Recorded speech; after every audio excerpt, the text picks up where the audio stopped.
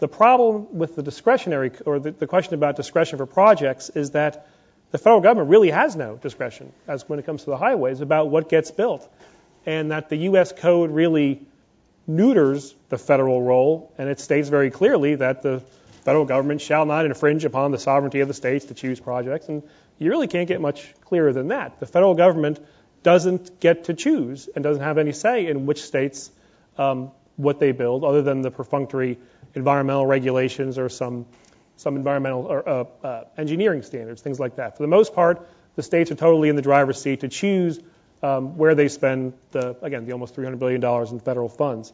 Now, all this would, I think, be fine. I'm not advocating for necessarily a complete top-down, federal program here, but we have a system that is in disarray. And I understand your comments at the beginning.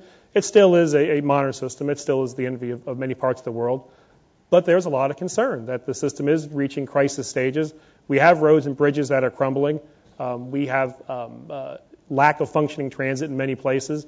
We have ports and freight hubs that are completely jammed up full of traffic. So there are major concerns that are starting to initiate this conversation today around what the purpose should be and how we're going to go out and do it. So I think what we need, to get back to more of your question, is that we do need more of a reinvention of the federal, state, and local relationship when it comes to transportation, a reinvention of federalism, if you will.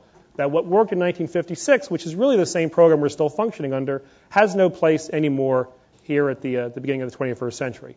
I think the Secretary is right that we do need the federal government to lead in certain areas where only the national government can have a real role. And I think the interstates, as the Secretary mentioned, is a great place to start. We need to focus on the intermodal movement of goods in this country. We know what's happening to freight and container movement. We really don't have a good national plan for what that's going to be. I think we need one. And I think we do need a plan for intermetropolitan area passenger travel, whether it's rail, whether it's aviation, whether it's something. These are things that only the national government can deal with because of the scope and the scale of the problems. But then there are other areas where the federal government, frankly, should get out of the way and empower states, but particularly metropolitan areas, to innovate.